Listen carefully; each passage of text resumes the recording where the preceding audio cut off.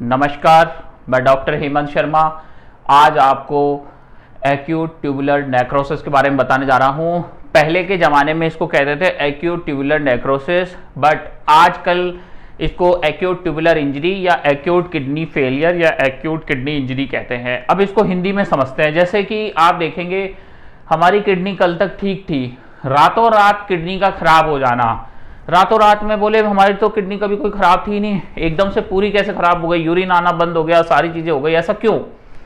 तो देखो, इसी टर्म को बोलते हैं एक्यूट ट्यूबुलर नेक्रोसिस। पर यहाँ पे नेक्रोसिस नहीं होता, इसलिए इसको मॉडिफाई कर दिया गया है, एक्यूट ट्यूबुलर इंजरी कहा गया है। यहाँ पे क्या होता है एक्यूट ट्यूबुलर इंजरी में? Death of tubular epithelial cells होता है दैट फॉर्म रीनल ट्यूब्यूल्स। ठीक है, जो एपिथेलियल सेल्स का डेथ होना जो रीनल ट्यूबुलर को बनाती है। ठीक है, तो इसको हम बोलते हैं एक्यूट किडनी इंजरी। अब आपने सुना होगा कि कोई भी है, वो बोल रहा है कि हॉस्पिटल में एडमिट हुए थे, कल तो उसकी किडनी ठीक थी पहले, तो अब एकदम से किडनी यहाँ बिल्कुल खराब हो गई है, काम नहीं कर रही है। तो अब ये आप समझेंगे ये क्यों होता है। ठीक है, मैं इसका कारण समझाता हूँ। कैसे पता चलेगा किडनी खराब हो गई? यूरिन आना बंद हो जाता है तो अपने आप पता चलेगा किडनी काम नहीं कर रही है। ठीक है, सूजन आती है बॉडी में, पैरों में सूजन आ रही है, आंखों के पास सूजन आ रही है, तो जो एक्यूट किडनी इंजरी इसको हम कहेंगे। अब इसके दो कारण होते हैं, एक होता है इश्कीमिक किडनी नेक्रोसिस मतलब इंजरी, और एक होता है इश्कीमिया। मतलब क्या होता है इश्कीमिया? मतलब ऑक्सीजन सप्लाई कम हो जाना, ब्लड सप्लाई कम हो जाना किडनी को, इस वजह से किडनी का खराब होना। दूसरा इसमें होता है आपका टॉक्सिक एक्यूट किडनी इंजरी। अब देखो, मैं आपको इसमें गुड न्यूज देता हूं कि ये ट्रीटमेंट से क्योर हो जाती है।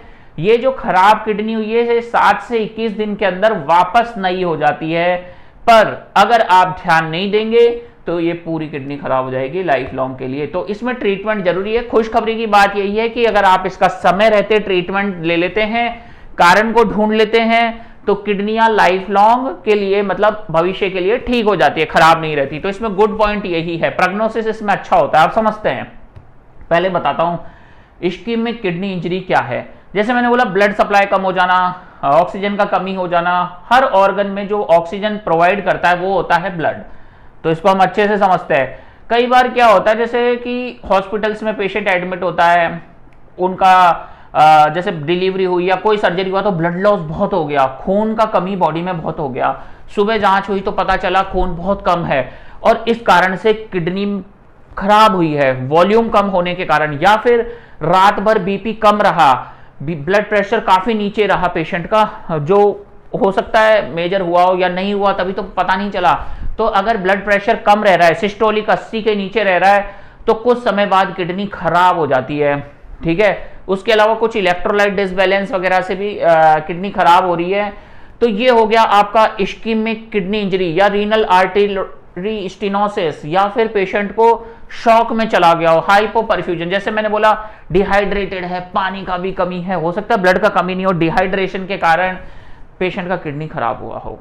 कई बार क्या होता है कि ऑपरेशन के दौरान बोलते हैं पानी नहीं पीना है, पर वो इतना फ्लूइड देते नहीं है। कुछ केसेस में ऐसा होता है कि फ्लूइड प्रॉपर गया नहीं पेशेंट को, और ऑपरेशन के कुछ समय बाद भी पानी नहीं देते हैं, और पेशेंट को फिर फ्लूइड का रिक्वायरमेंट थोड़ा ज्यादा था, उतना दे नहीं पाए, और पता चलेगा कि पेशेंट का किडनी खराब हुआ, एक्यूट किडनी इंजरी हुआ। तो ये हो गए इश्कीमिक कॉजेज, मतलब या तो रीनल आर्टरी स्टेनोसिस हुआ, या फिर ब्लड का खून का कमी हुआ।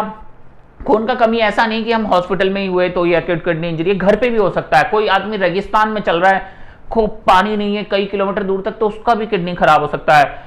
ठीक है, कुछ लोगों का एनीमिया हुआ, खून का कमी है, घर पे रहते हैं, किसी को बताते नहीं है, उनका भी किडनी एक्यूटली खराब हो सकता है। तो ये किसी के लिए भी टर्म एप्लीकेबल है। वॉल्यूम का डेफिशिएंट होना, बीपी का डाउन होना, हाइपोपरफ्यूजन होना, इश्कीमिक किडनी इंजरी हो गया। ठीक है, अब दूसरा मैं बताता हूं कि जो आपका टॉक्सिक एक्यूट किडनी इंजरी है वो दवाइयों से होता है। दवाई कौन कौन सी? एक अमीनो ग्लाइकोसाइड है, यूरिनरी ट्रैक्ट इंफेक्शन में बहुत जबरदस्त यूज होती है, अमीकासिन, जेंटामाइसिन। वो ये दवाइयां नेफ्रोटॉक्सिक है। ये क्या करती है? आपकी किडनी डैमेज कर देती है, एक्यूट किडनी इंजरी होती है, तो ये भी रिवर्सिबल हो जाती है। उसके अलावा फ्री हेमोग्लोबिन और मायोग्लोबिन ब्लड में घूमेगा तो वो भी किडनी को खराब कर सकता है। उसके अलावा स्टैटिन्स क्या होते हैं? अटोरवास्टैटिन, रोजुवास्टैटिन, जो लोग दीवाने हैं स्टैटिन के पीछे। कई बार ये दवाइयां भी किडनी खराब करती हैं हाई डोजेज में जो स्टैटिन कोलेस्ट्रॉल कम करने की दवाई है वो आपका किडनी डैमेज करता है, नेफ्रोटॉक्सिक दवाई है। उसके अलावा बिसफॉस्फोनेट्स जो कि हड्डियों के लिए दी जाती है, ओल्ड एज में दी जाती है, बहुत सी बीमारियों में बिसफॉस्फोनेट का यूज होता है जैसे एलेंड्रोनेट। उसके अलावा कैंसर की दवाइयां, सिस्प्लाटिन, हैवी मेटल्स, ये सब किडनी इंजरी कर देते हैं। पर ऐसा नहीं है कि हर किसी को करेंगे, कुछ लोगों में करते हैं। भाई अमीकासिन सबको दोगे तो सबकी किडनी खराब नहीं होती है, पर कुछ लोगों की किडनी खराब हो जाती है। उसमें यह भी है कि अगर आपको किडनी की समस्या है तो ये दवाइयां आपको यूज नहीं करनी है, इनका इस्तेमाल मना है। तो ये हो गया टॉक्सिन कॉजेज। अब बात करते हैं इसको डायग्नोस कैसे करें। Fractional excretion of sodium more than 3, तो इससे हमें पता चलता है 3%, तो इससे हमें पता चलेगा एक्यूट किडनी इंजरी है। क्रिएटिनिन लेवल बढ़ जाएगा आपका, ठीक है। उसके अलावा कारण को रूल आउट करेंगे, बायलेटरल रीनल आर्टरी स्टेनोसिस है तो उसको रूल आउट करेंगे। सीबीसी करके देखेंगे खून की कमी तो नहीं है, कि हेमोग्लोबिन 3 आ गया, 2 ही आ गया। कई बार ऐसा होता है सीवियर ब्लड लॉस हो जाता है। कुछ केसेस में आईवीसी हम देख लेते हैं, ठीक है, तो उससे हमें पता चलता है वॉल्यूम डिप्लीटेड है या नहीं है, पेशेंट डिहाइड्रेटेड है, टंग देख के भी पहचान जाते हैं। तो ये सारे टेस्ट, रीनल फंक्शन टेस्ट हम करके देखेंगे। अब बात करते हैं इसको ट्रीट कैसे करें।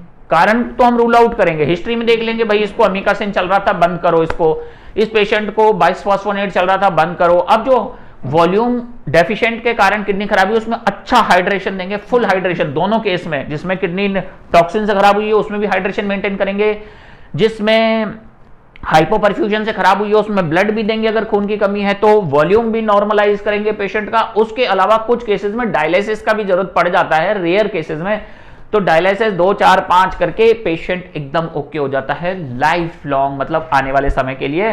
तो लास्ट में मैं ये बताऊंगा अब उसके बाद क्या करें। कुछ न्यूट्रिशंस हैं, कुछ मेडिसिन हैं, एक्सरसाइज है, हाइड्रेशन है, और भी बहुत सारी चीजें मेंटेन रखनी पड़ती है किडनी ठीक करने के लिए।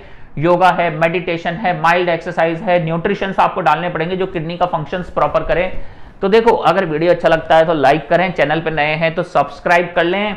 और अगर आपको भी रिलेटिव को या किसी को एक्यूट किडनी इंजरी हुआ है तो व्हाट्सएप नंबर मेरा डिस्क्रिप्शन में है, कृपया डायरेक्ट कॉल ना करें, व्हाट्सएप पे जाके अपना अपॉइंटमेंट बुक करें, मैसेज करें।